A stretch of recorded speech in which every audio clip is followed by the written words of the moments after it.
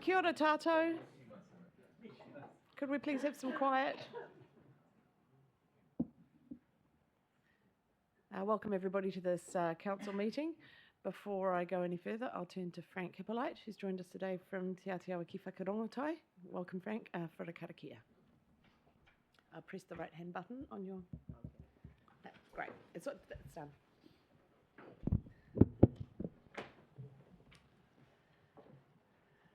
Nā e te atua kahara o i o mātou e huitahi nei tēnei ata.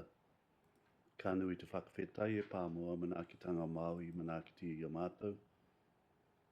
Te rōpū nei o te kaunihere.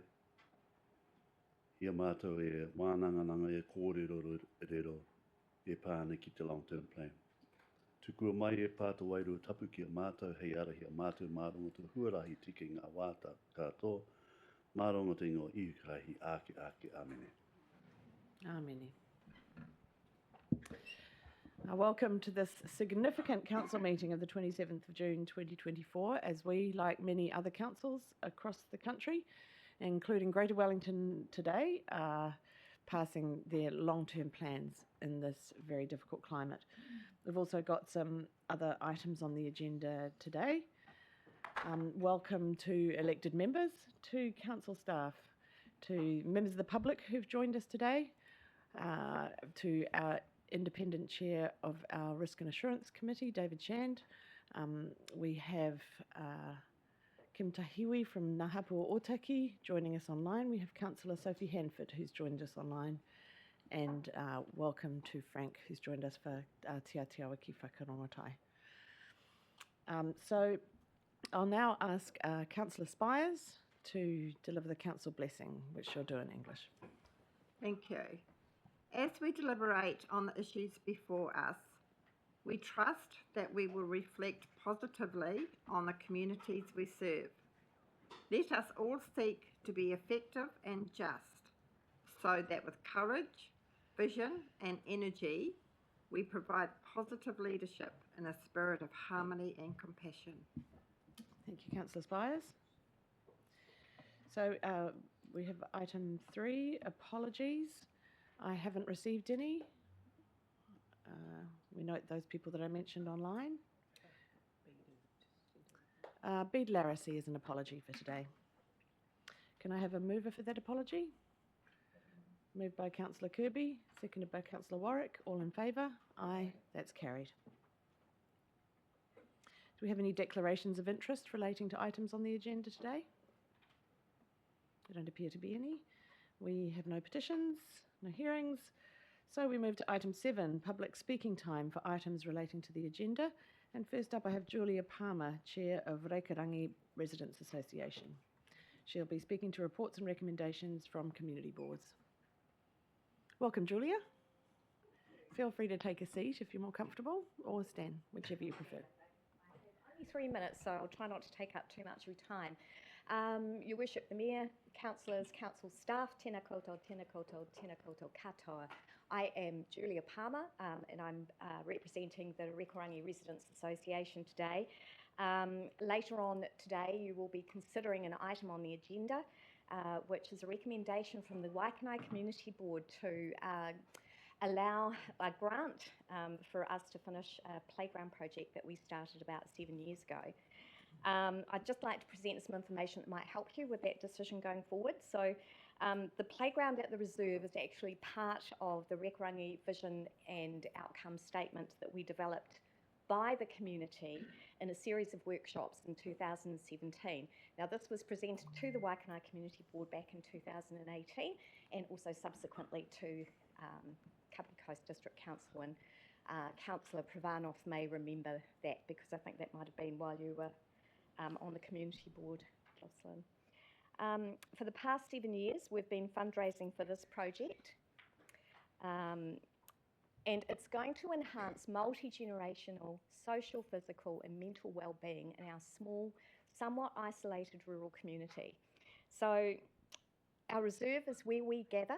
It's our community hub. We have our civil defence hall there. We gather there for social events, for workshops, and quite literally just to get together, because sometimes your neighbour might be several kilometres down the other end of the valley, so it's a central place for us to gather.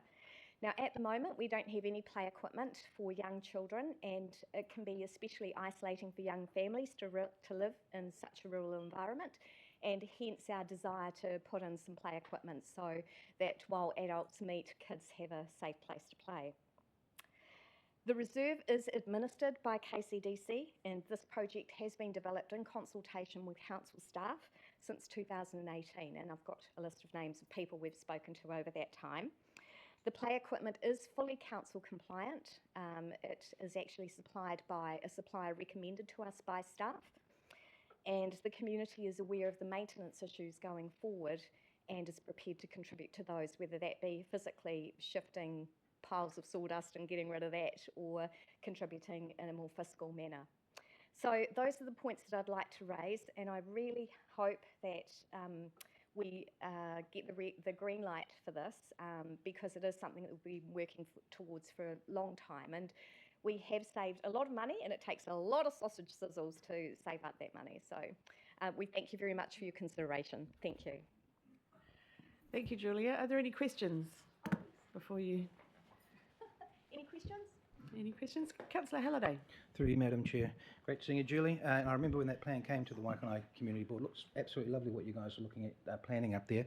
Look, the only question I've got, just wondering, what sort of figure have you guys ended up raising, been able to put together in regards to So how this? much money are we putting towards it? So Yeah. we actually have our councillor, our treasurer here, Mark Gibbon. So we have about $20,000 in our bank account at the moment, but we want to put 15 towards the playground project, just because we need to have some reserves in order to keep operating. Lovely.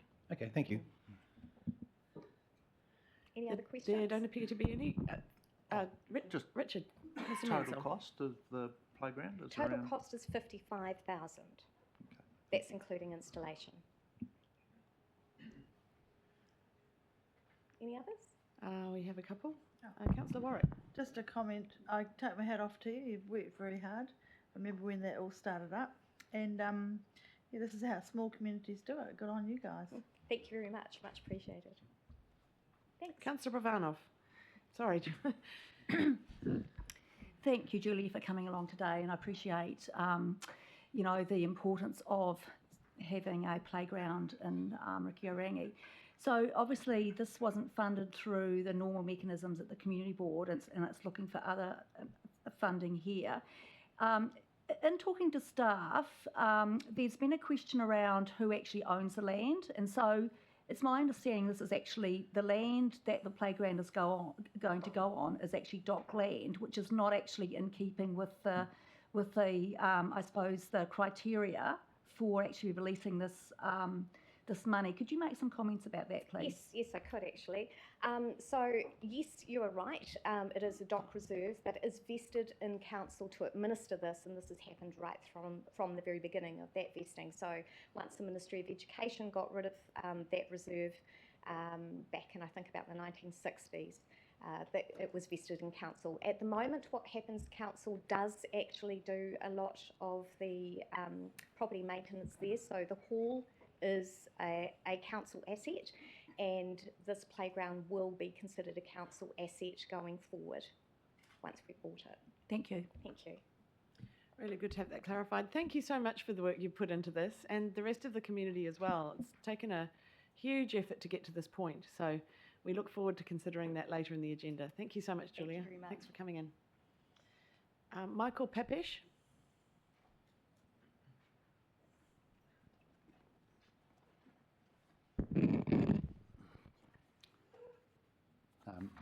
Good morning, everybody. Thank you for your time today.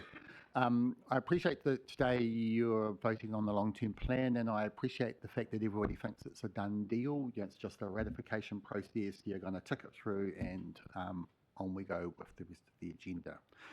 But I'd like you to think around about whether there is actually still an opportunity to think around about a different direction for the long-term plan, and particularly your proposal to double rates over the next 10 years in both nominal and real terms. Clearly in your deliberations so far, you've come to a view that you think that that level of rates increases are affordable for members of your community.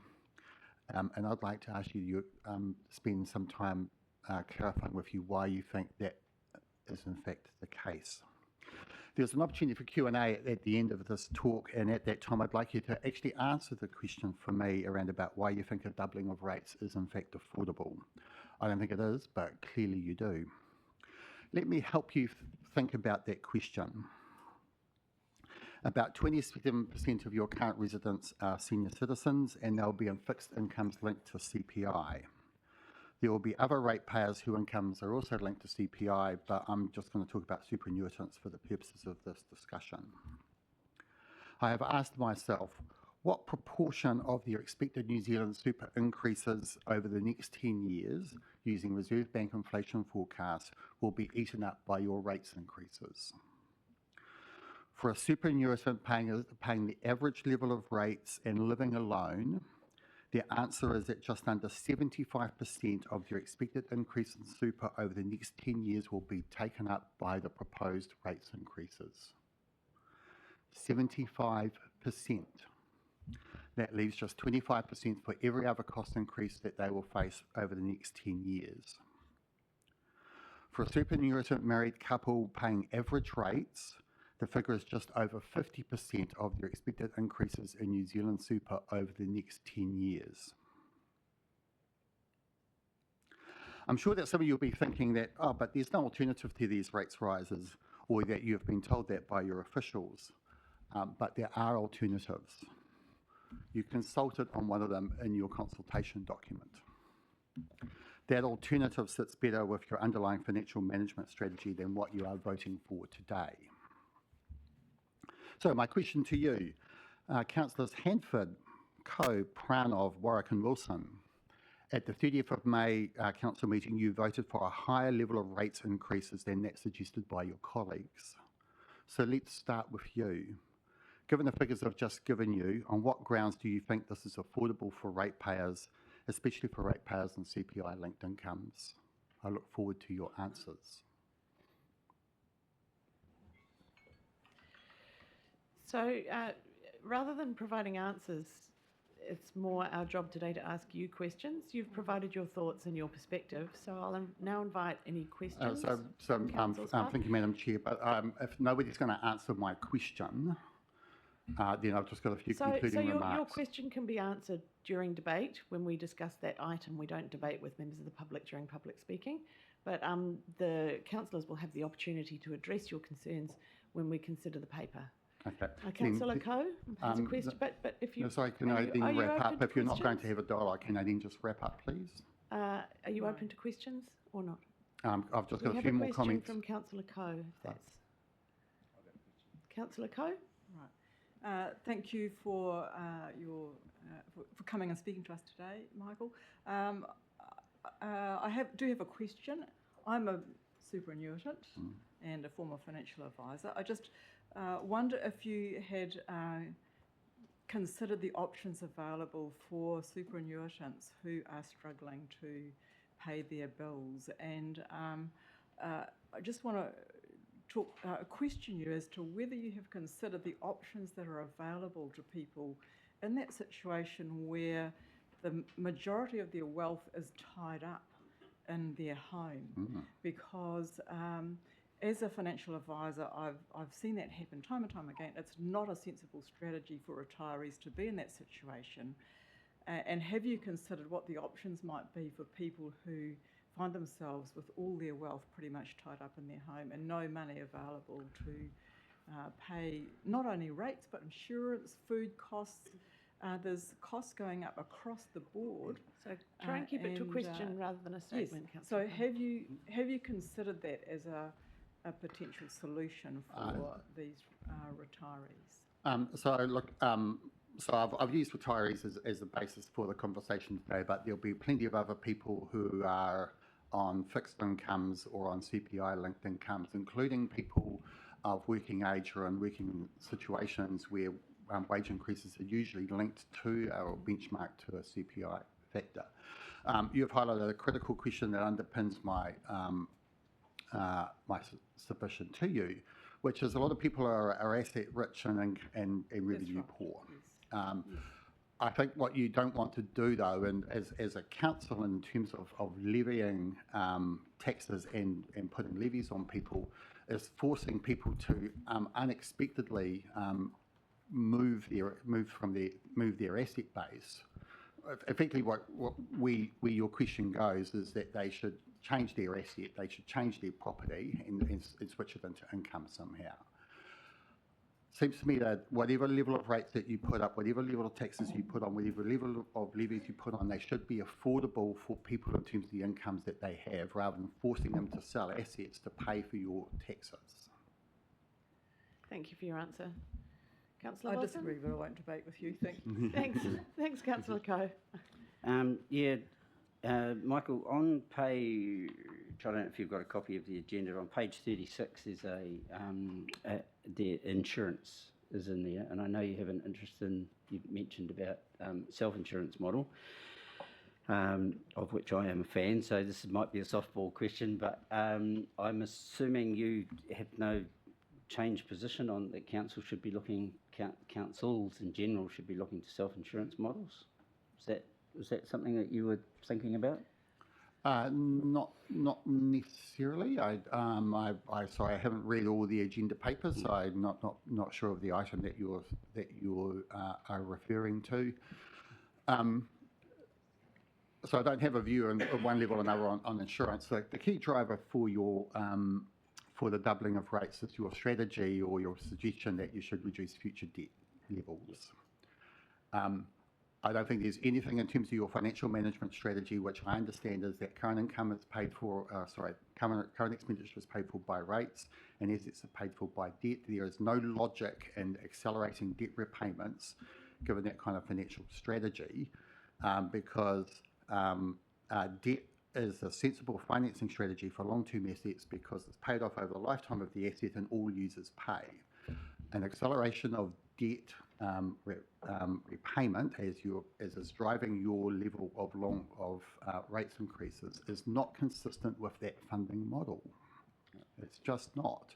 Whether you pay insurance or not, so that's the driver of what's leading to the rates rises, not insurance. Although insurance has increased. So increased by 25%. Wrap it up. You've asked your question. But yeah, just my final question is, and I know that you've had, because we had a chat during the long-term plan hearings as well, it seems to one of the most obvious solutions to all of this is to tax the rich. Local councils, as you'll be aware, have an Wilson, increasing amount of burden. Please, rather than debating a separate topic. I'll just take that nod as acquiescence to the idea that the rich should be taxed more. You've got your point in. And Councillor Cooper. Thank you, Michael. What percentage of those retirees are renting? Do you know? I've no idea. Okay. So if we just work on the pretext that if rates go up, the renters will end up paying more in rent, what do you think renters should sell? Should they sell their television? Should they sell their firewood? Should they sell their car in order to pay their... Slightly strange question. Feel free to answer. We're saying homeowners should sell part of their home in a reverse mortgage or release capital. I don't think the speaker was suggesting that anybody should sell anything. No, I'm suggesting you should lower your level of rates increases. I think you should be taking people out of the situation that they're being forced to deleverage their home, that they should be forced to kind of sort of switch their kind of life choices, that they should be forced to sell or forgo other things because you cannot control your expenditure on the one hand, or that you have embarked on a strategy to reduce debt, which is not consistent with your financial management strategy for the council and is putting a burden on ratepayers. Thank you, Michael. I would feel much more comfortable if you, and I'm going to wrap up now, Madam Chair, so you can get on with your meeting. That would be good. Yeah, so you have to sign off on a long-term plan today. You're required to do that under the law, but the law also allows you to amend your long-term plan at any time. My suggestion to you is that you have any conscience about the impact that you're putting on people through your rates increases, that you reverse your decision of the 30th of May, you go with a 12% plus 6% rates package as a starting point, but then you have then you have a conversation with the community about what an affordable level of long-term rates increases actually is, because even the 12 plus 6%, I don't think is affordable for your community. Thank you, Madam Michael. Chair. Thank you, Made your Michael. point Yep, very yep, strongly today. That was my you reiterated my point. Thank you. Yeah, thank you, Councillor Cooper. I'm glad you got an answer. Thanks, Michael. Enjoy your meeting. Thank you very much. Oh, am I invited? So we move on to, unless there's anybody else in the public gallery who's intending to speak, who I haven't got on my list? No. So we've got members' business. Leaves of absence can be applied to through the Mayor's office. Matters of an urgent nature, I haven't heard any. We've got nothing under item 9 today in the interest of time. So we move on to item 10, reports. 10.1, adoption of the long-term plan. And I'll pass to staff for an introduction. I'll make any comments during debate. Thank you, Your Worship. Kia ora, everybody. Look, I will take the report as read. Our partner from Ernst & Young, our audit partner, Sam Nicol, was hoping to dial in and say a few words, but he's currently at Pororua City Council's meeting, which has been delayed. So he may tune in if he can. But the only thing to really reiterate, which is not in the report, is we have received a clean audit opinion. So it has been fully audited. Our auditors have substantially completed their audit process. So you can be rest assured that what is reflected in the financial statement part of the long-term plan has been reviewed and signed off. So a clean audit opinion is obviously what we strive to achieve, but it's also a huge accomplishment, as that's certainly not being achieved across the country by various councils. We've certainly had our challenges. We've had our challenges in terms of affordability, queries raised by the Office of the Auditor General, as well as what happened with the last long-term plan, notification from Waka Kotahi that the funding that we received for our roading program was less than what we requested. However, we've navigated through that, and the OAG has issued this council a very clean, very good opinion of our LTP. I'm happy just to go to questions at this stage. Thanks, Mark. We certainly appreciate the huge amount of work that's gone on from you and the team as we went through a lot of iterations of our financial strategy and possible models for how we balance debt and affordability. So I realise it's been a massive amount of work. So huge thanks to you and the team before we go on. Any questions for Mark? I think you've answered about 1,000 questions already over the course of the last nearly a year. Councillor Wilson. Yeah, my question just was in relation to insurance costs, and I'm just wondering actually if that might just come later. Yeah, we'll talk about that later. Sure. Okay, so we'll go now to the recommendations.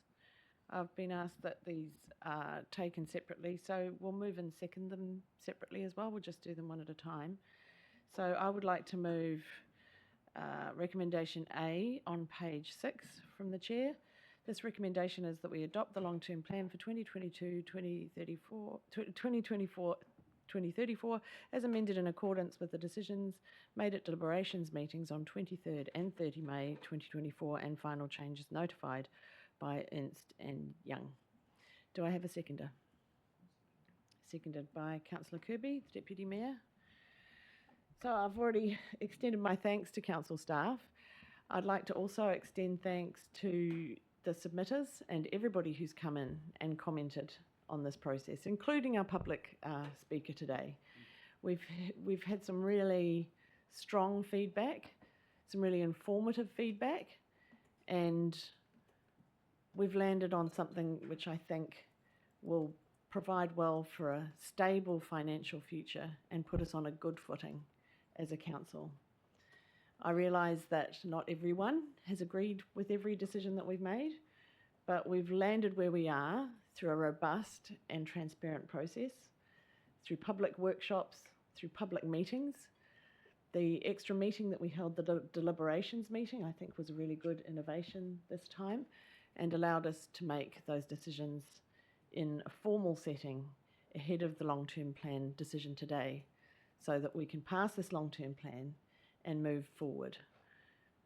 In terms of the rates rise for future years, we'll all be working really hard over the next year and in the future to try to reduce costs, particularly operating costs, so that we can bring those future years down and avoid that doubling of rates further down the track.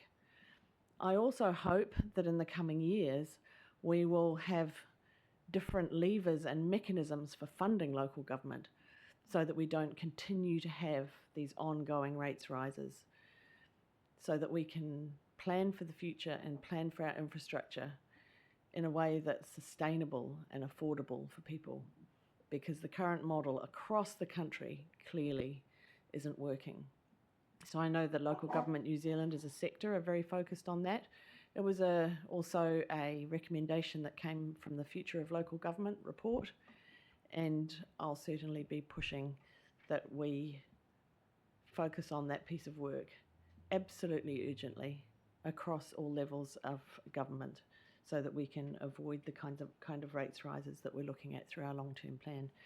But in the meantime, congratulations to Mark and the team who've managed to create a financial model which prepares us for the future, which provides resilience, which pays down debt, and also maintains and enhances our infrastructure, also supported by the excellent infrastructure strategy, and congratulations to Sean Mallon, our infrastructure group manager, on the part he's had to play in that, because the two pieces of work are certainly interlinked, and we've got a much more sensible plan now than we've ever had in the past.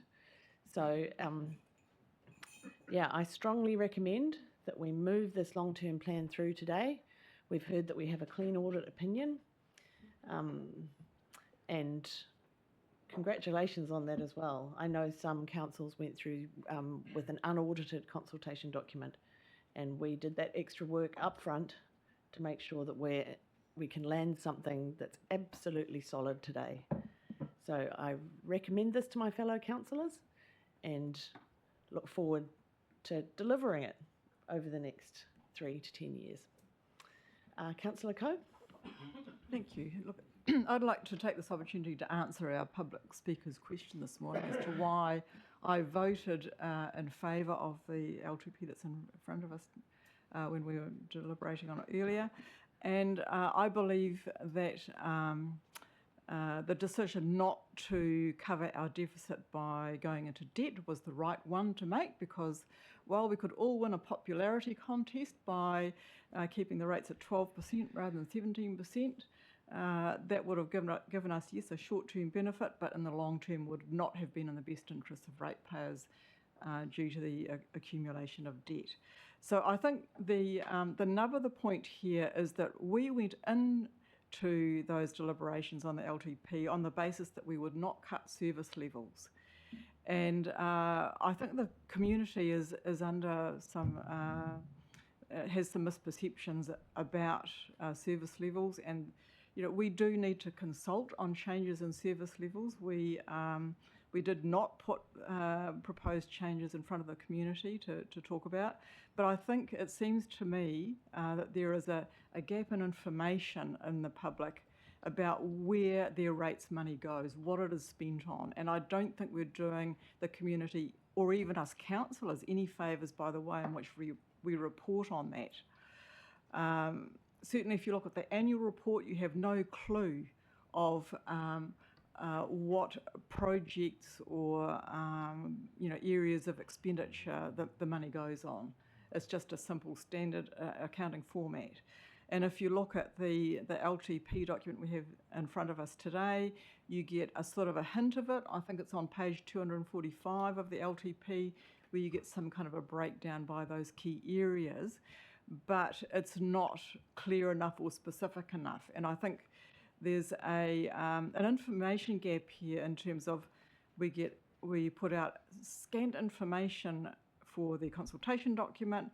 We have very complex information in the LTP document itself, and not a lot in between that explains to the public where their money goes and which sets out potential options for if we were going to cut back on service levels, what could we cut back on to make a meaningful difference to the rates increase. So I would really like to focus on that over the coming year, so that when we do our annual report later this year and when we do our annual plan next year, it is really clear to the public where their money goes, and we can have meaningful discussions about what we might wish to cut back on in order to bring rates to a more affordable level if that's what the community wants. I don't have confidence as a council now that our expenditure is the most effective and efficient it could be. I don't feel I have enough information to say that hand on heart to our public. So how we can expect the public to know that, that would be, a miracle to expect them to understand it if we don't understand it. I think we have a lot of work to do on the cost side of things to explain, and I'm not saying that we do need to cut our spending, but we need to know where the money goes and to demonstrate that quite transparently to our public as to where it goes, and get some feedback on whether we are in fact spending it on the right things. I think there's a lot of work to do in the communication space, certainly in terms of the reporting space. We need to be reporting under, our key outcomes, key projects in terms of what things cost. How much does it cost to run the libraries? How much does it cost to run parks and reserves, on an annual basis? And then I think we will start to really connect with the public and they can understand better why our rates are the way they are. Clearly, people haven't understood the cost pressures we're under in terms of our insurance costs, our rate of inflation for the things that we spend money on, which has been, I think, somewhere around 27% over the last year or so. People have not understood why costs have gone up so much. There's an information gap there. And so I'm going to really make it a mission of mine over the next 12 months to try and cover off that information gap so people have a much better understanding and that councillors have a much better understanding of what goes on under the hood. But in saying that, given we're not changing service levels, as I say, it would be, in my mind, irresponsible to cover off any gap in spending by borrowing. We need to cover our costs and not go into debt. But then I'm just signalling that we do need to do some more work on service levels and transparency of information in that area. So I will be voting in support of the recommendation today. Councillor Halliday. Thank you, through you, Madam Chair. First of all, I want to congratulate council officers on the excellent document and acknowledge the huge amount of work that has gone into this long-term plan exercise. But this is now political and for the table, this is now where it sits. I was here 3 years ago as a first-time councillor and agreed to what was being a significant rates increase, a growth strategy. I didn't agree with it then and voiced that in the plan, and then it had us moving to 3% increase next year. It's now 17.19. What a change 3 years can have, and you'd have to acknowledge that it has been a very, very challenging 3 years. That increase and next year's compounded is approximately 50%. That's over 4 years. That's scary in my opinion, and not fair and reasonable, which is a usual measure for me. But I also appreciate that life is not necessarily fair and reasonable. Our new CEO has been proactive, and I note 100 million decrease in the CapEx program, a cap of staff numbers for the next 3 years, alignment of staff and other measures. But I have concerns around an aggressive CapEx program, the way the 5% rates to household income was not respected as a self-imposed ceiling, and approach to debt reduction. I note that we had acknowledged the 5%, if we had acknowledged the 5%, and that information is on page 39 of the long-term plan, that we would have had a 10% increase with 3% ongoing. Quite frankly, I think that would have been potentially more reasonable. But as I said, it is what it is. A stand was made a few weeks ago to have a reduced rate, which was unsuccessful, and I won't relitigate that process. I abstained from part of that vote, and it was then labelled as a unanimous decision due to this. I'm not going to delve any further, but will be making a stance that this is not a unanimous decision. I have confidence in the CEO and officers, as well as fellow councillors, that we will be addressing rates affordability, fine-tuning OPEX and CAPEX, as well as advocating for change to a rating system that really is just not fit for purpose. Central government has councils delivering infrastructure as well as well-beings. That's just too much to be rating for, in my opinion. It's a backdoor form of taxation. And central government has to be part of a countrywide solution in this space. The current situation is just not acceptable, and I look forward to working with everyone to a more progressive outcome. Thank you very much, but I will not be supporting the first motion here.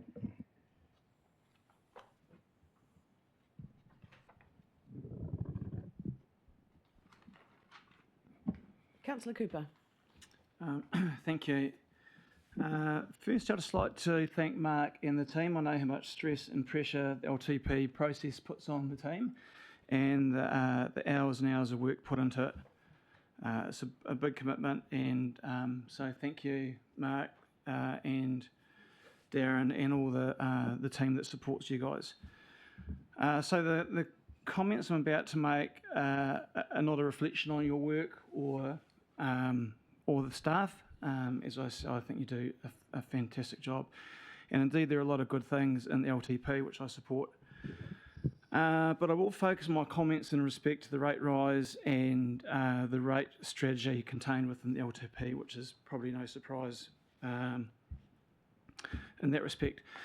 This LTP and the accompanying average rate rise of 17% this year and 7% every year for the life of the long-term plan will impact all communities within our district. The strategy will see a doubling of rates over the next 10 years. In my view, and many in the community, this is simply unaffordable. I've spoken to community members and seen comments of people in absolute despair about the costs of their households and of this rate rise, on the back of unaffordable insurance rises and other household costs. Many households have already gone through their finances and slashed all unnecessary spending, with many people dropping insurances on property and belongings, looking at every aspect of their balance sheet. The feeling in the community is that the council has not done the same. For many, absolute despair would be a fair expression of how they're feeling. The LTP strategy, with the intent to aggressively pay down debt, does not take into account the ability of the community to pay for it. This debt has been accumulated over 40, 50 years or longer, and the question of why we are trying to redress this in the next 9 years, in my view, has not been adequately answered. This council should run at a surplus and pay down debt as ratepayers can afford to. This LTP is not about reducing debt, it is about transferring debt. The result of the strategy will be to transfer debt from council to our ratepayers, renters and the community. And to that point, it'll simply be too expensive for many to actually live here. I do not support the strategy, and those in the community I've spoken to don't support it either. I do not believe the strategy of long-term plan places enough weight on the effects on vulnerable groups, low-income families, fixed-income families, retirees, or the ability of our ratepayers to pay. Communities facing a cost of living crisis that has been said to be worse than the GFC of 2009, and in fact you would need to go back to the Labour government of Rogernomics in the 1980s to find a tougher time in our community. Indeed, there is immense hardship in our community. I believe this LTP will ensure that hardship continues. We don't have an income problem. One of our submitters in the LTP said quite succinctly, we don't have an income problem, we have a spending problem. This LTP does not address this. It relies on mining more income from our community, which simply cannot afford it. In discussions, the Shand report was placed to one side and said that it was out of date. In context of the 2007 Shand report and Rates Affordability New Zealand. The benchmark of 5% refers to guideline or threshold for annual rates increases that was discussed in the report. The benchmark of 5%, the Shannon report suggests that annual rates increases should ideally be kept around 5% or lower. This threshold reflects a balance between funding necessary services and infrastructure while ensuring that ratepayers are not unduly burdened by excessive cost escalations, aligning with ongoing concerns about household budget pressure and economic stability.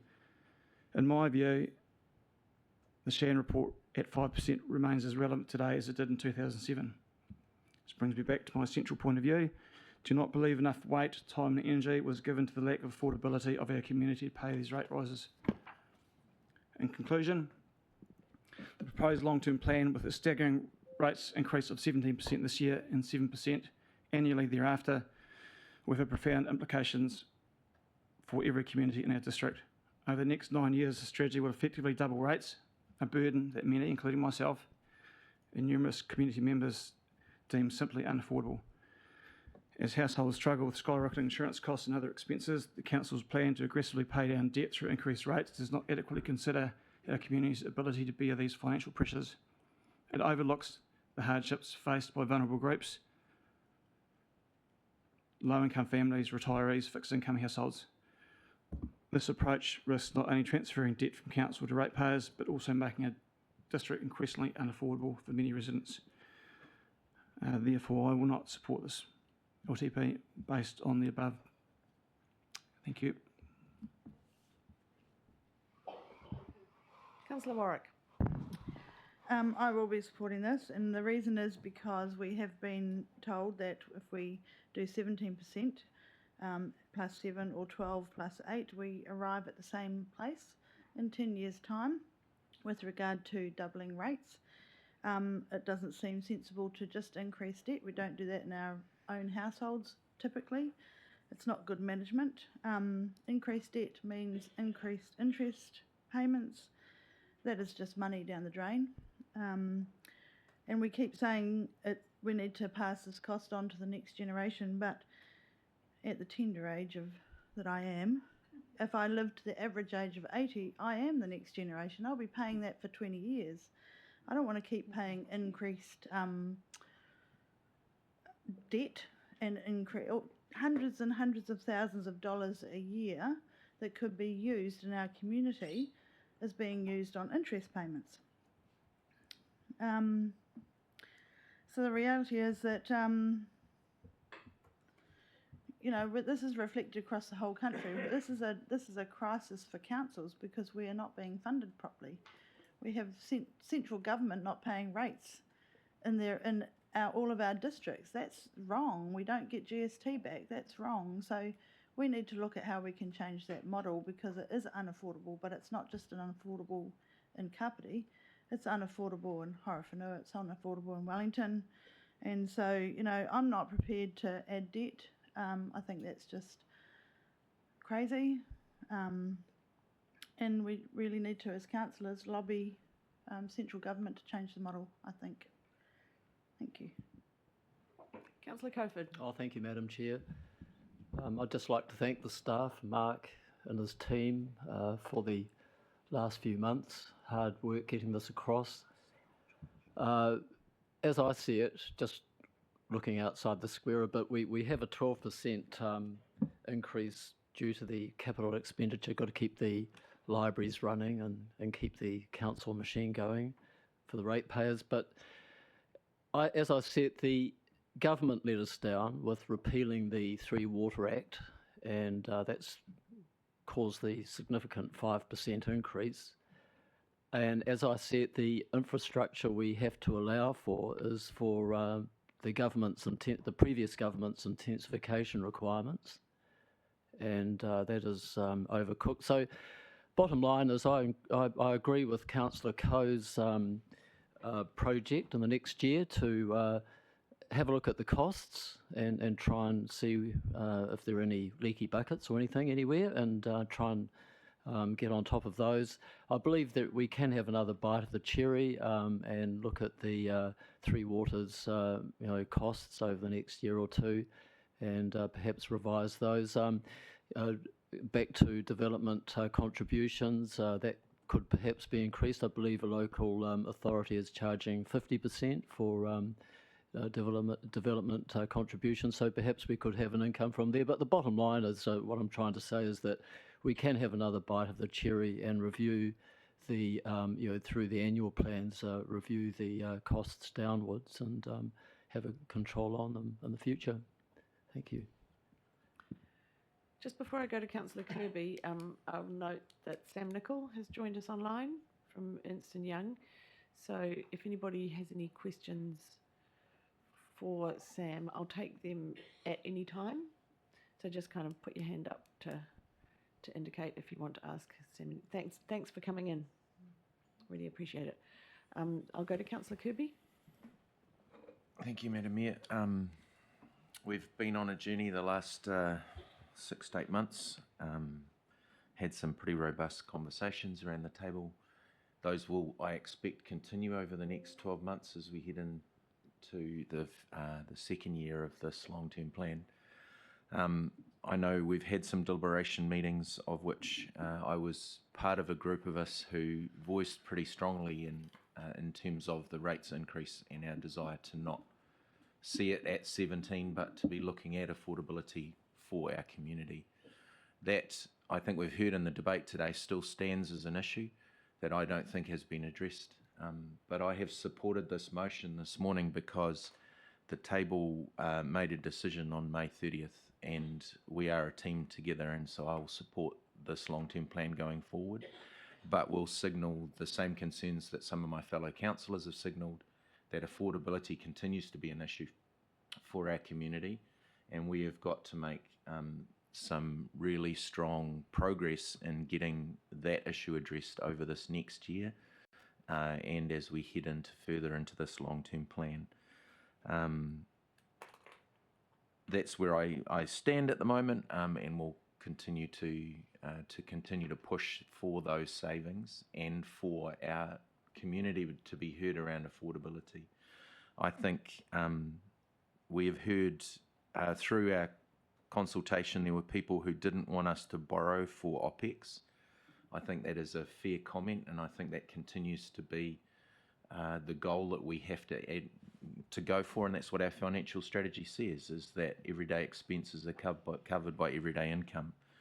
I would also be interested in some further questions around our debt as it currently is and the pay down of it, and how that affects our intergenerational equity goals of assets and infrastructure being paid for over the generations rather than just one group. I think there are still some questions in there. We have some debt that we know is already OPEX that sits against our balance sheet as debt, and I would like to see that paid off. Maybe there may be a differentiation between the debt that's assigned with from OPEX expenditure that we've borrowed money to cover over the years versus our CAPEX expenditure that is sitting there as borrowing. That should stay as debt to ensure that we are getting into generational equity. But those are questions for this next 12 months. In the meantime, I'll support the passing of this long-term plan because we need to get this going, and we'll promote really strongly the options that our community has around the rates rebates and other mechanisms that are there to help support those that are going to really struggle over this next period of time. Thank you. I'll go to Councillor Hanford online. Kia ora, hopefully. Thanks for popping in. I'm good, no worries. Good to be here and to see you all. I'll also be supporting this recommendation that's on the table, just referencing some points that were made in in previous conversations around the various aspects of the long-term plan, and the fact that if we reflect on our community consultation, that a large portion of the people within our district came back and said that they didn't want us to continue incurring debt, understanding the costs of servicing that, and also the need to build resilience into our long-term planning, which is ultimately what we're doing and hopefully what we're adopting today. So I think that's a really important point for us to reflect on. Drawing on what Councillor Kirby just said as well around intergenerational equity, I think that needs to remain as a fundamental principle to everything that we do, and especially considering our finances and the burden that that will or will not place on those who follow. And as Councillor Warwick said, that that will affect all of us in some way, shape or form. So that's important to consider as well. And I think as we've been doing this vision carpety work and thinking quite strategically about the future we're trying to create as a council for our community, but doing that alongside them, it's never been more important to make sure that our finances are resilient to be able to deliver on those aspirations that our community has. And we've seen quite a bit of excitement and energy around that project and that process. And so I think this makes sense as kind of the right way of getting on top of things to be able to deliver that in the years to come. And I also hear what Councillor Kirby is talking about around affordability as well, needing to be something that is considered.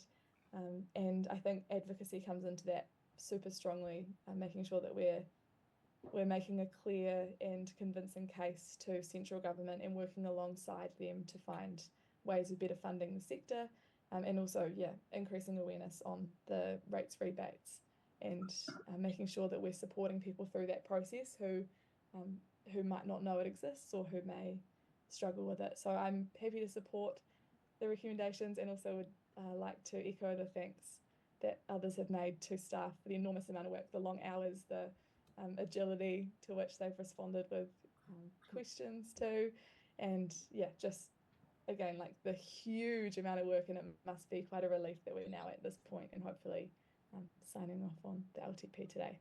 So ngā mihi, thank you. Councillor Spires. Thank you, and thank you, Madam Mayor and Darren and Mark, for all the work done. It's really appreciated. So please don't take personally what I have to say. We've got a lot of disclaimers happening today. Sorry, but. I know, but I really do appreciate all the work that's gone into this, from my heart. So thank you. But to me, there really is an affordability issue out here in the community for some families with a 17% increase in rates. Transport costs are going up on Monday at 10%. Insurance has already gone up. The increase in cost of food and clothing for families and trying to keep their families warm during the winter time. And we need to look after our elderly. And also it seems that the poor always seem to get penalised, because if you haven't paid your rates by about the 7th of June, I think it is, you get a 10% penalty. Then if you haven't paid by the end of June, you get another 10%. So I think I'm just wondering if we could do some work around like a 10% penalty for the whole year or something. I just find that, it's just the poor seem to be always keeping cost on top of cost, what makes it harder and harder to survive. But that's all I really wanted to say, so thank you. Councillor Wilson. To the point that Kathy's just made, I've made this point myself a number of times. There is an extra tax on the poor. There's an extra tax on the struggling. We do have mechanisms for dealing with people who have genuine rates hardship. I think we need to do the utmost we can to let as many people know about that. So I assume it's means tested. So if it's genuine and people are really struggling, then there are mechanisms for assisting. This, I'd just start by saying no, but I don't know anybody who is happy with a 17% rate rise. Like I didn't see any dancing in the street from anybody. So nobody's happy about it. It was done pragmatically, I think, because of the need to reduce debt. We pay $173,000 a week in interest. That's just wasted money, So whatever you can do to reduce that it just makes sense. In the short term, I know that there is pain, but they're real world numbers, and the numbers are attached to real world events. So the 17% isn't just a magic number, and actually neither was 12%. So taking away 5 from the 17 to get you to 12, it doesn't just go, oh, that's okay then, because that 5% represents some real stuff. And it's the real stuff that we spent like the last year discussing about how important that is. There are a number of other points. Liz has raised about how we spend money. I'll reiterate, because I said it the first time round, that in the out years, that 7%, it's not a target, it's a limit. And so whatever we can do to be able to reduce that, but at the same time keeping the debt reduction program going, then I think we need to have a look at all of that. But what this is all a consequence of, really, is just a massive transfer of wealth in this country. It's just been an enormous transfer of wealth in the last 40 years. And we bear the brunt of that. The central government had an opportunity to assist, and instead what central government did is they gave a $2.9 billion windfall to landlords and have just continued to pass on central government costs to local government to bear. And local government's only got one place to get it from, and that's from ratepayers.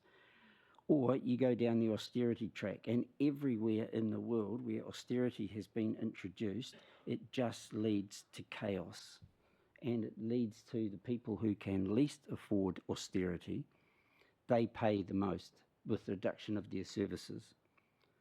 So to quote one of the local MPs, and somebody talked about the cost of living crisis, it is not a cost of living crisis, it is a cost of greed crisis. That's what it is. There's been a massive, massive transfer of wealth.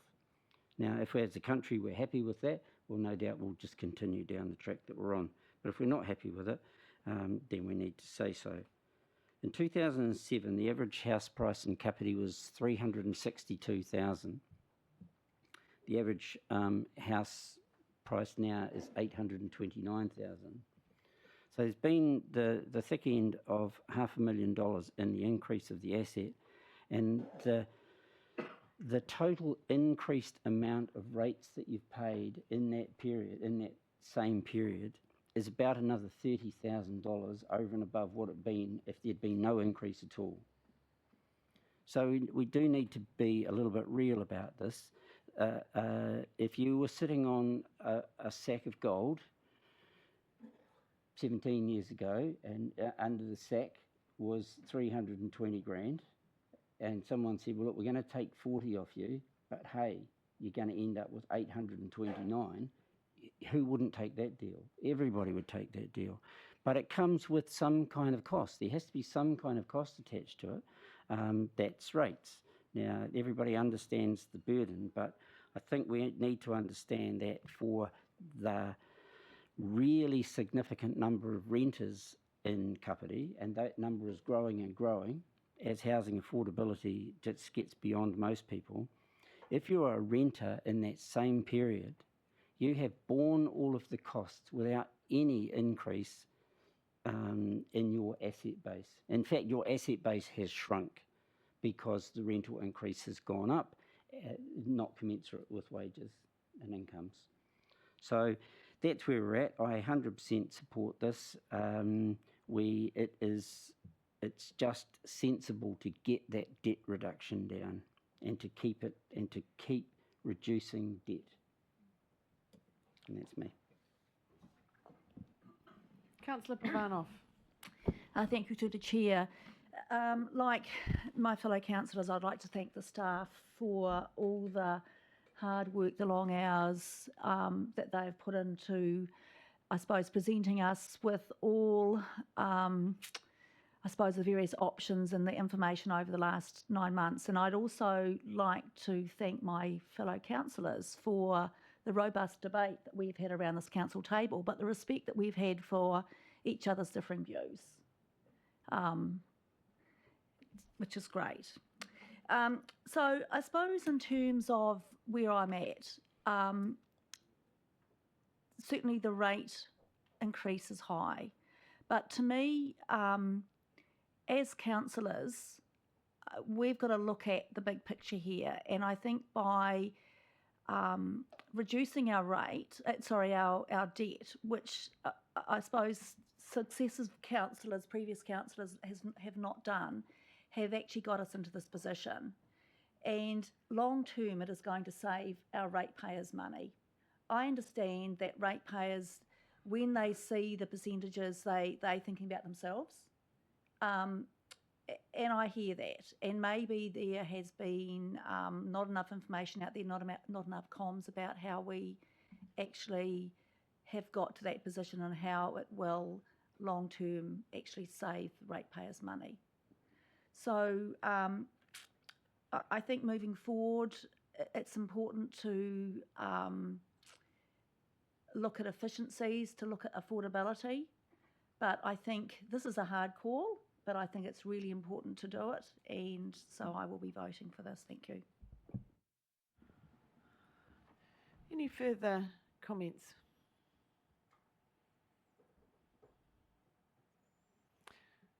I'm not seeing any. So I'll just have a wee right of reply, just touching on a couple of things I've heard during debate.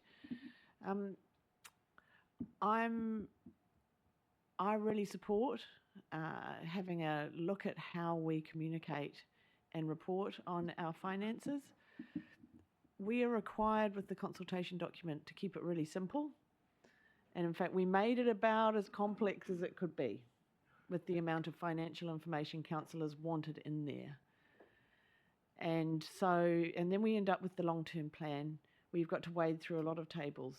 I think the reporting is transparent, but I think landing on something which provides a bit more detail around projects and is a bit more simple to communicate is a piece of work that I'm happy to support and potentially could be progressed through the Strategy, Operations and Finance Committee, which you're Deputy Chair of, Liz. So really happy to progress that piece of work and have a really good conversation about that and how we use those levers to achieve efficiencies, which we've already achieved, but continue that work to achieve efficiencies and reduce costs over the coming year.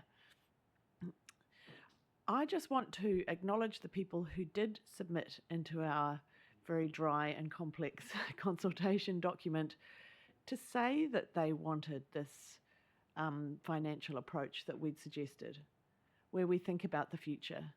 We don't just think about what's in our pockets this year. And I was kind of heartened by that. I don't blame anybody who didn't want to do that because it's tough times out there financially and with the cost of living. But we had a number of people saying, yes, I want to think about the future. Yes, I want to put this council on a firm financial footing. So I want to acknowledge that attitude that exists in our community, which thinks about the big picture and thinks about other people and the future generations who are going to live here. So with that, I will put this, we're just doing A at the moment, and I'll put that to the table. All in favour, please say aye. Aye. Against? Would you like a division? Okay. So all who voted yes, please raise your hands. Your Worship, Deputy Mayor Kirby, Councillor Warwick, Councillor Coe, Councillor Wilson, Councillor Pravanov, Councillor Coford, and online Councillor Handford. Thank you. And against? Please raise your hands. Councillor Halliday, Councillor Spires, and Councillor Cooper. And that's carried. Thank you.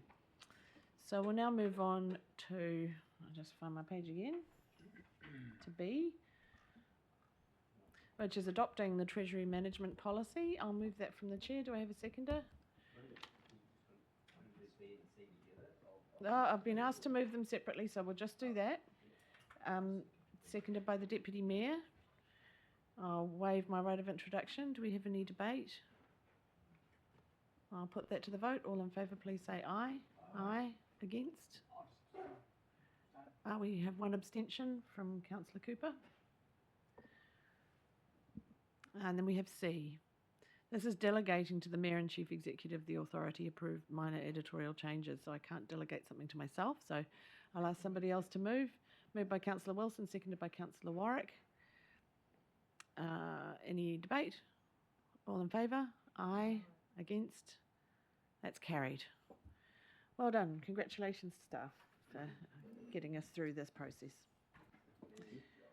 So I'm actually going to carry on because I think we can get through the next couple of long-term plan type items before we take a break. So we'll go to 10.2, which is on page 30. This is the setting of rates, due dates and penalties. Thank you. We'll take a break at 11 o'clock if we haven't got through these two. Thank you, Your Worship. Look, I will take the report as read. In terms of legal formalities, Council must adopt a long-term plan or an annual plan before it sets the rates. So this is largely a legal document. It has been reviewed and signed off by Simpson Gresson.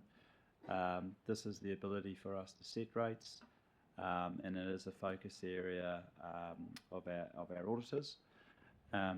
It's a mirror image of the funding impact statement rating policy, which sits in the long-term plan that you've just adopted. So, but it is a legal formality to actually set the rates, and these rates take effect from 1 July. I'm happy to take any questions. Any questions? Councillor Spires. Sorry, Councillor Kirby.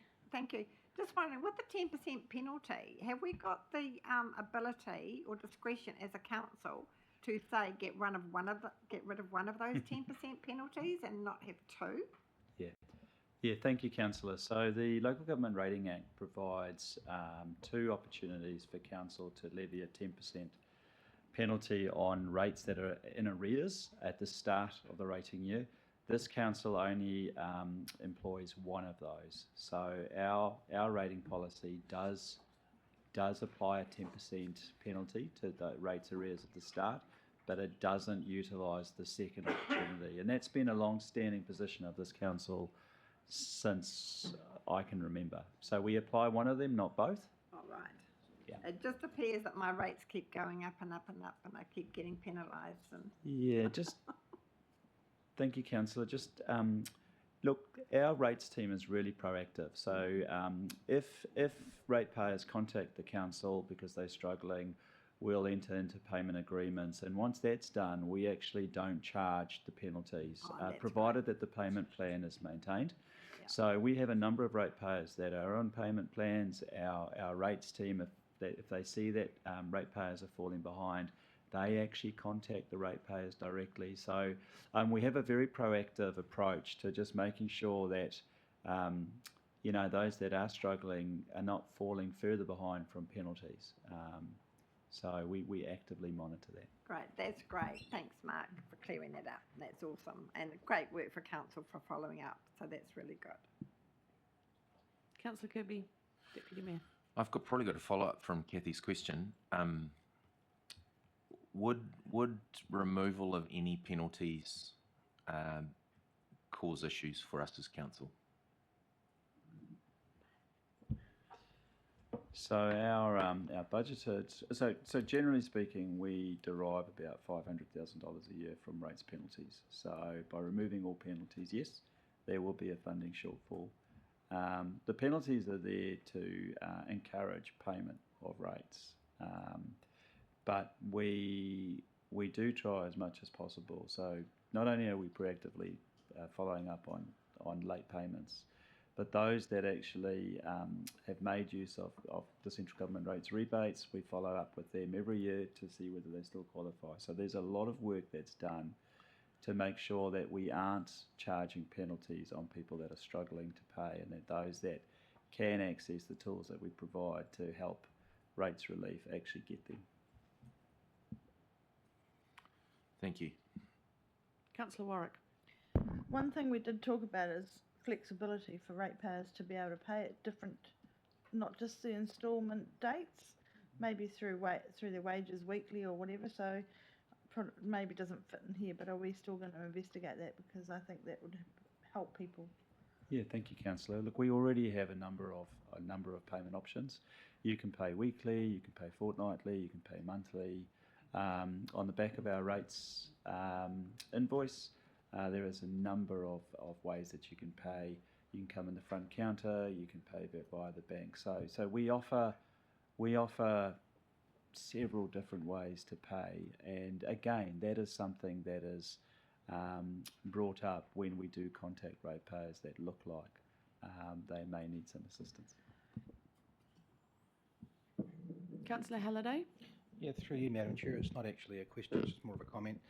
Just supporting Mark's comments around this. I've been involved in a couple of situations under stressed ratepayers, and I've found the council be very proactive and user-friendly in that space. That sort of stuff there as well. Just gives some assurance from the experience I've had. Council's always, in my experience, worked towards a positive resolution and done that proactively. Sometimes there's maybe some misunderstanding in the community in that process, but that's usually worked through as well. David Shand. Just a very quick question, which I should know the answer to, but don't. I mean, a 10% penalty, boom, is pretty hard, right, and fast. There's no option under the Rating Act simply to charge interest on unpaid balances, which would be a fairer and less of a sort of a really hard hit, is the question I have. And related to the 10%, obviously some people will have excuses or reasons for not paying the 10% and will apply for it not to be applied, I imagine. Is that a significant, are there well-developed criteria, and does this involve a significant amount of council staff time in terms of evaluating reasons and excuses for not paying paying on time and getting this boom 10%? Yeah, thank you for the question. Look, the current Local Government Rating Act doesn't provide any leeway. It's 10% or nothing. We can't apply our own interest charge or penalty charge. So it's 10% or nothing. And as I said, we're allowed to do that twice a year, and this council has opted to do it once. In terms of what we generally get, so in terms of the staff, the amount of staff time that it takes to administer the penalty and then work through any requests not to have the penalty, it does vary. Quite often what we'll get is a late payment by a couple of days, and we do actually provide some leniency. Often we'll get contacted, it'll be explained to us that sometimes the property rates are paid to the water rates account in error, and so it actually wasn't on time, or it was just missed by a couple of days. So look, the team does consider every request. We do apply some leniency because we know what impact that penalty has. It's not about increasing our revenue. The penalty is there so that people actually pay on time, and we do actually exercise our discretion. Where there's hardship, we are happy to reverse that penalty. Excellent, thank you. Mr. Butler. Morena, Madam Chair. Through you, Mark, just a quick question about the community rates. We'd had a few discussions about this previously, about potentially putting that up to allow the Otaki Community Board a little bit more flexibility with grants, but I didn't continue that because I could see the rates pressure that was coming on. Previously I'd seen it expressed as $18 per rating unit, given that was sort of the average based on the average value. Here it's expressed at 0.00227 cents per dollar of capital value, so it's a bit hard for me to, off the top of my head, calculate if that's related to $18. These community rates, do they go up by the 17% as well, or are they just kept fairly static? So the community rates are pretty much fairly static. So they will only go up. The 17% is the overall increase in revenue, rates revenue that the council requires. We haven't done any major adjustments to the amount that we're levying by way of any of the community rates. So they will remain static until those are individually increased. They are capital value rates. This paper you have to set a rate in the dollar capital value. And for Otaki, it's around 18 to 20. I can't say for certain, but it's relatively the same as last year. Okay, so we can go back to our communities and say relatively we're costing them less now as a board. Yeah. Yeah. Yeah. I think that was a provisional year. Any further questions before I ask for somebody to move A through E on pages 30 through 33 of agendas? Don't appear to be any. Would anybody like to move all of those? Councillor Coe has moved. Councillor Warwick has seconded. Right of introduction waived. Any debate? I'll put that to the vote. All in favour, please say aye. Aye. Against. That's carried. And Councillor Cooper is abstaining. And we're certainly going to explore ways where we can continue to push those ways that we help people with their payments of rates. So we're now on to 10.3, council insurance premium on page 35. Thank you, Your Worship. Look, I will, again, I'll take this report as read, but it's a little bit complicated, so I'll speak a little bit to it. So number one, the good news story is that we have actually reported this to the Risk and Insurance Committee earlier, but Council actually did successfully renew its insurance program for the 24-25 year. We have seen some flattening or softening of the insurance market, which means we've seen downward pressure on the insurance premium. So we didn't get the increase in insurance premiums that we were expecting, which was both surprising and pleasing. However, as the report has said, we actually had a huge increase to the premium because we changed how we insure our treatment plants. So in the past, we've treated them as underground assets. Anything that's underground assets is 60% underwritten by the Crown. So, and the reason why we have changed them from being insured as from underground to above ground is because the treatment plants actually have quite extensive electric components that could catch fire. Nothing's happened where a treatment plant has gone up in flames, but the reality is that they are susceptible to fire. And being insured as underground, they're not covered at all. Now, our treatment plants have a value of $166 million.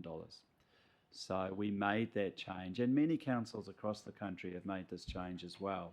So what we've effectively done is we've insured the treatment plants for natural catastrophe damage as well as non-natural catastrophe damage, so fire. So we've insured those treatment plants against, you know, any risk that they may face. But that has had an upward lift of our premium by $725,000. So the total premium was $3.5 million. Our budget, our 2024 budget was less in the long-term plan. We've budgeted for 3.1. So we have flagged to you that there is a budget shortfall of $358,000 in year one of the long-term plan. We haven't asked to increase the budget in the long-term plan because that would increase rates above 17.19%. In the long-term plan, we have used inflation in alignment with Bill, and when there isn't an inflation index for specific costs, we've used the local government cost index of 2.9%, except for insurance. We've actually budgeted a 20% increase year on year on year on year, because that's what we've been facing for the past several years. So given that we've seen a softening or a reduction in the premiums, it is our position at the moment that we are hopeful, now that we've done this change, we've taken the knock once, and we're hoping that the 20% increase should cover us, bring us back into the black from years 2 onwards. So not committing to reprioritising budgets, but we are sort of indicating that we think that, you know, because of our increase, we may be back in the black from year 2. The second part of the report is this: the insurance premiums are now hitting 3.5 million and are expected just to go up, which is outside of the Chief Executive's delegated financial authority. So there's a couple of options.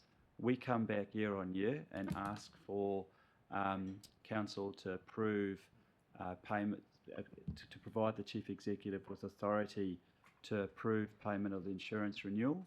We'll have to do that every year because insurance premiums are just going to go up. The second option is to amend the Chief Executive's delegated financial authority. It's been sitting at 2.4 million.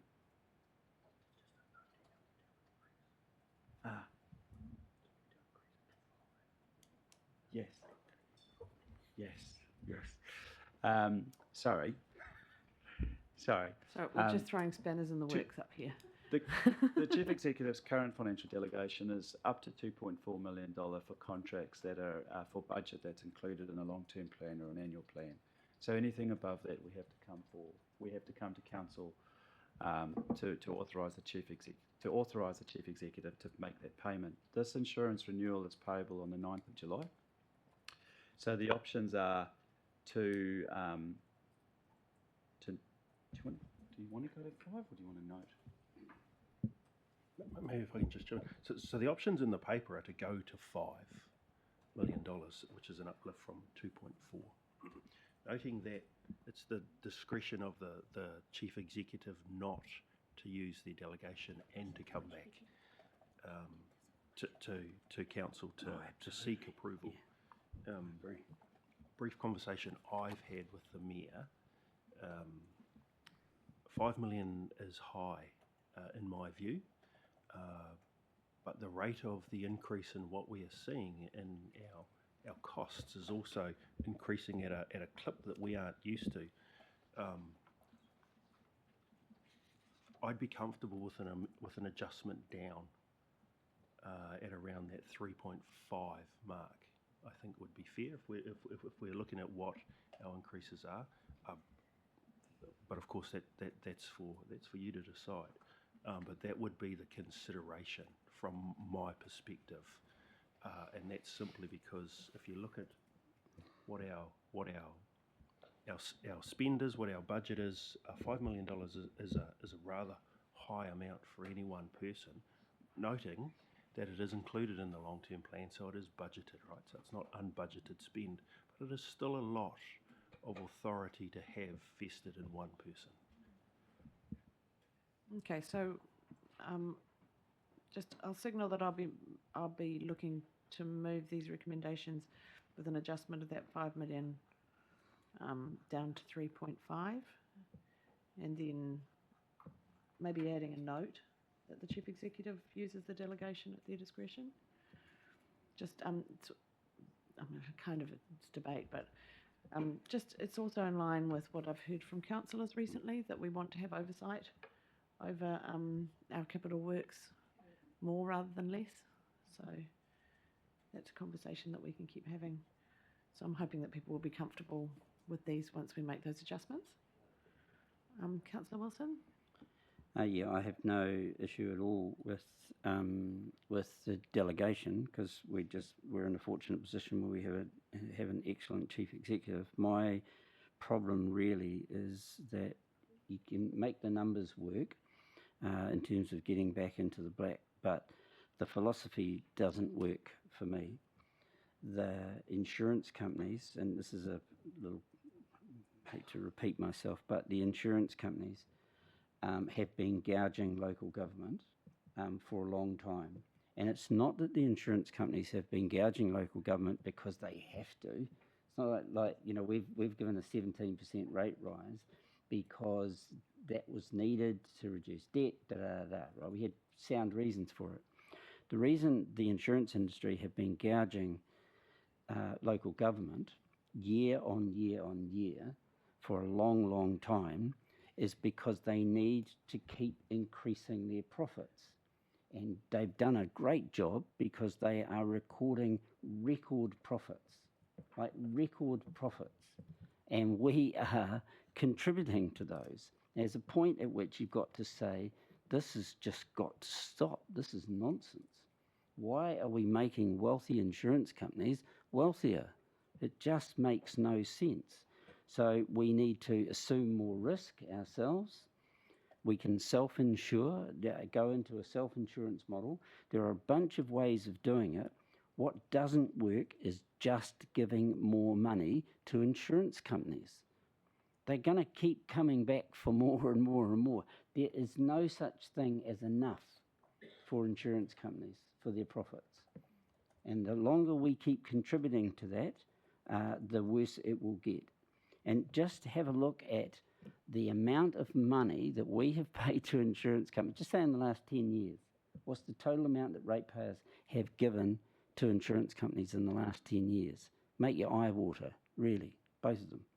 Anyway, so for me, no problem with the delegation whatsoever. For me, it's about the numbers. I would be going to the insurance company and say, this much and no more. Now, you give us a deal that fits into that, and I wouldn't be paying a penny more. Anyway, that's my point. So I'm going to treat that as a question, even though it wasn't one, and invite the Chief Executive to respond. So I think you've made some points that would be useful to have a response in terms of maybe progressing some of the investigation into what you've said. I'll have to challenge you on that one. Thanks, Your Worship. Really good questions, right, Councillor?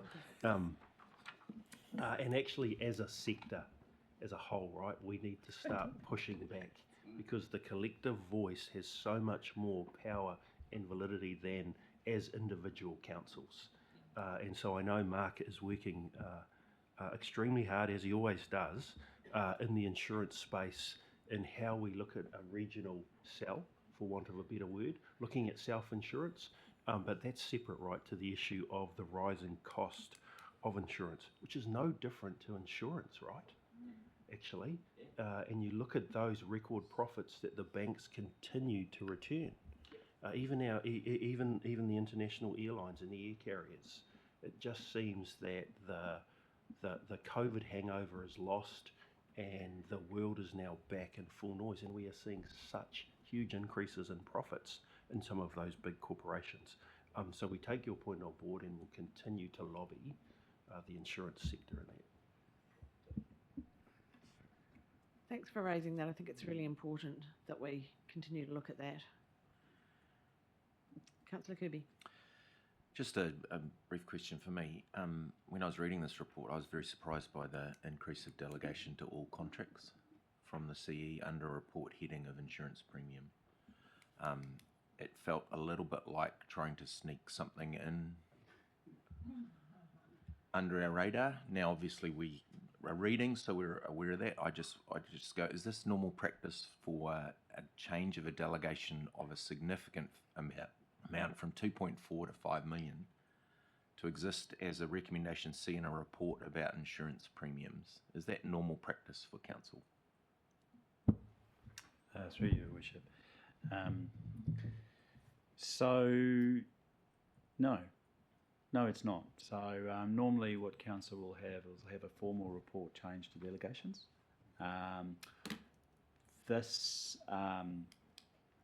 This report triggered the thinking that insurance premiums are now well and truly above the delegated financial authority. So on first writing this report, my thinking was actually to potentially propose a recommendation that for insurance purposes only, to increase the delegated financial authority, the context being insurance. However, as I thought about it a little bit more, I actually thought, well, maybe we need to future-proof, just like we did when we considered the Chief Executive's delegated financial authority for debt write-offs. So it was a number that had been cast in stone a long time ago that needed a revision, and actually having seen the final insurance renewal, that seemed like an opportune time to have that conversation. So the driver or the thrust of the conversation was driven by the insurance renewal, but it seemed a good opportunity to have that discussion through this report. It wouldn't otherwise be put in a report except for the changes to delegations. Okay, thank you. I'm just trying to remember because I remember when it went from 1 million to 2 million, and I think that was pretty much the same as what's happened with this, but it just came from the table. Hey, why don't we increase the delegations, because it just became apparent that the number was too low. That's just from my recollection, that was maybe 10 years ago, which kind of puts it in perspective in terms of I guess my length of comment is we time. had a briefing on the insurance stuff. Yeah. And so we understand where the changes had, and there was no mention in that of a change of delegation. And when I first read this, it felt like it was a delegation to change just for insurance. But then when I read the wording, I'm going, this is all contracts. And that felt like something, now I know that wasn't the intent, but I just need to challenge it, I guess, in terms of it's feeling a little like it snuck through. I think it's a significant enough decision that we need to have had some conversation around it. And it concerns me a little bit that we've got the chief executive offering another figure on the fly in a meeting with us without us having any sort of room to have a robust conversation around it. Maybe that's the time for that now. I would just signal it's probably not a great look for us as council when it is quite a significant amount of change, step change in delegation authority. So can I just ask staff, when do we next have a delegations report coming through to council? Because we could just table it until then. Do we know? We'll just pause while we get that information. Are there any other questions while we wait for that? Mr. Mansell? I'm about to do something that I never thought I'd do, which is defend insurance companies. If you take Councillor Wilson's comment about how much have we paid in the last 10 years, and you multiply it by, let's say, the 3.4 million, that's 34 million. And then if you have what Mark described before as the fire in your water treatment plant, you've immediately got 34 million plus of money coming back that you didn't have. So I have to probably tell Mr. Wilson off a little bit for being unrealistic in his comments. The other thing is that's a single asset in a single jurisdiction. If we think about Cyclone Gabriel and the devastation that happened up there on insured assets, those councils wouldn't be paying more than us. They might be up to 10 million, but they might be hundreds of millions of dollars back because their assets were insured. So I hate this, but I'm defending an insurance company. I think they are making large profits, but they also have had massive payouts in the last few years. So that would be my only thing to say. Gosh, let's not put that on paper. Okay.